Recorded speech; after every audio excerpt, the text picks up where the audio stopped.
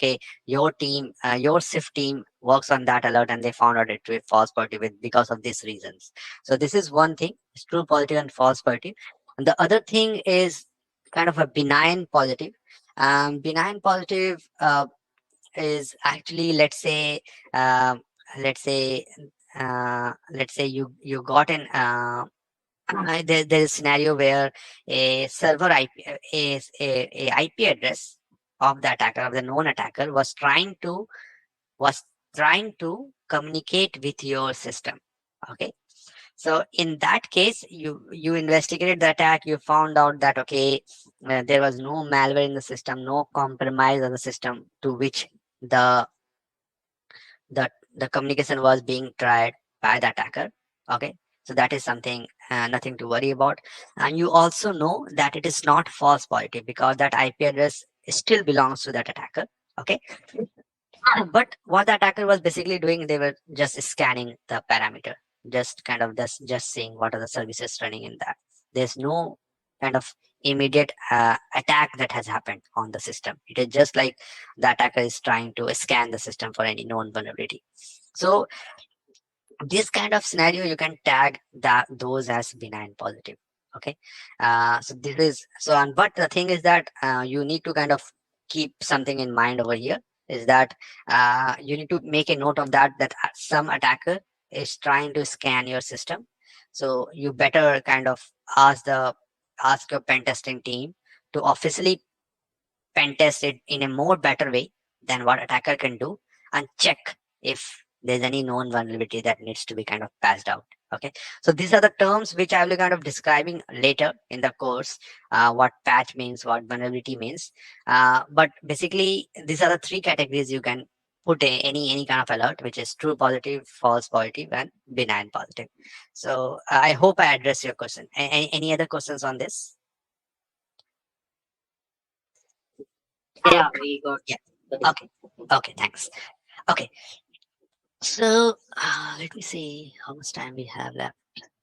Okay. So what we do is that let's complete this modern defense mindset today. And let's then resume our course for tomorrow. Okay. So I'll try to kind of complete this modern defense mindset slide as much today, and then we'll continue tomorrow. Okay. So in the modern defense mindset, there are kind of few points that we need to kind of know about. Okay. So I'll just quickly start with what are the points basically.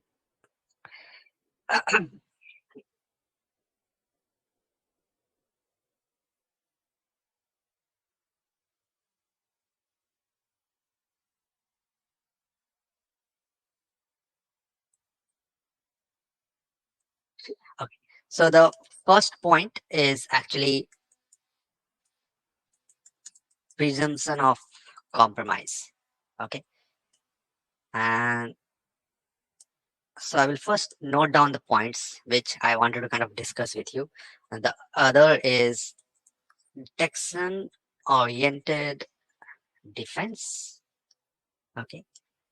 The other can be, let's say, proactive detections, like let's say threat hunting. Okay. I'll kind of describing that. Don't worry about that. Threat hunting. Now the other one we can say, let's say post exploitation focus. Okay.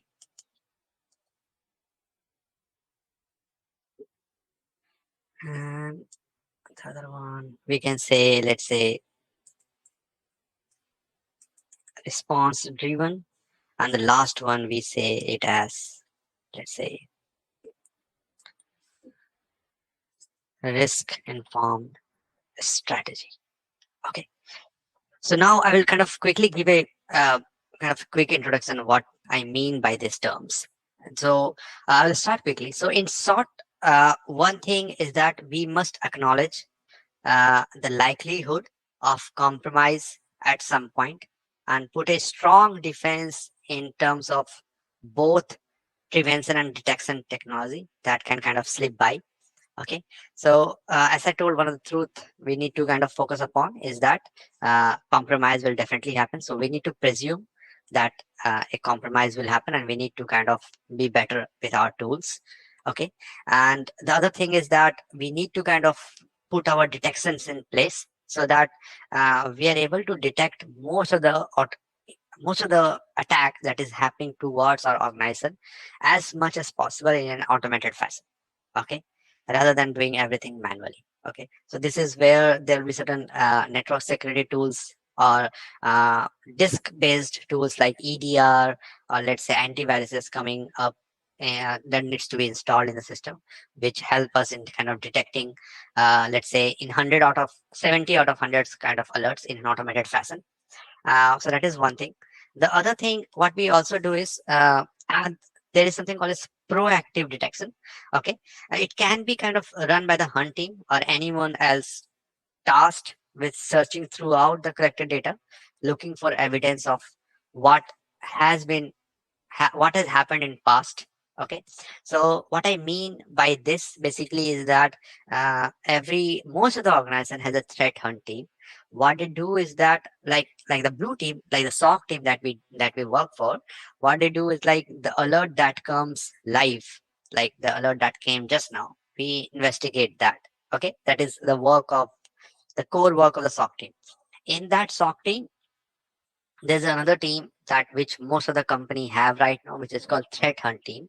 What they do is that they don't work on the real time alerts. Okay, they will kind of check the logs. Let's say that there are different kind of logs like network log, disk logs, system logs, which have a retention period of let's say 3 years for an example. So they will go through all those logs, and then they will try to see if any attack had happened in past which we were not knowing about, which the SOC team, the core SOC team is not knowing about. So this is one of the tasks they do. And how they do is that they have a better knowledge about the logs that we have, what is the retention period of those logs, and what those logs objective is fulfilled, like what kind of data that logs file has logged into. Like let's say if it is coming from a system, let's say that log will have the system host name, the IP address, what IP address it is communicating to, what process was running in that system which was communicating to that IP address. And then they will come out with certain queries by which they will run on that logs, and they will try to kind of highlight if there any kind of attack pattern that has happened in past which our core security SOC team is not knowing about. So that is something known as proactive detection. Okay, now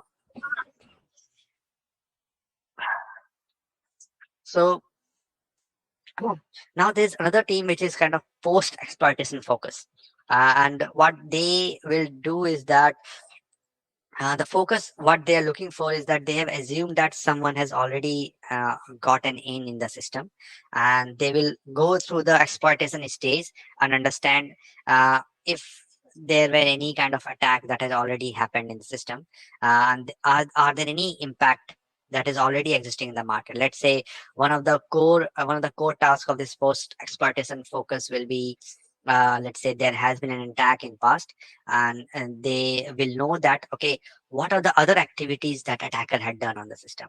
Have they kind of exfilled some data which the SOC team is not knowing about? So they will kind of do some deeper analysis later at a later point of time, and they will kind of so it's basically a review of the task which SOC team has done. So if an alert has came, the SOC team has addressed that.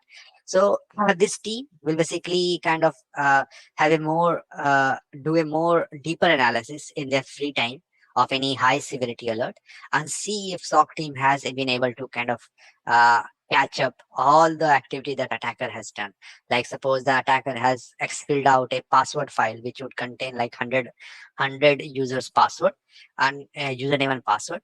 So thing is that if the SOC team has not been able to detect that earlier, and if they have closed the case, so this team will kind of get those detail and will inform the SOC team that okay, these are something that you guys have missed, and we need to work upon and create certain risk strategy based on like let's say reset the credentials of the users whose credential has been reset. So these are some of the core task of the post exploitation. So what I mean to say is detection is great, but without the ability to do something about it, it's of no use. So detection must be followed by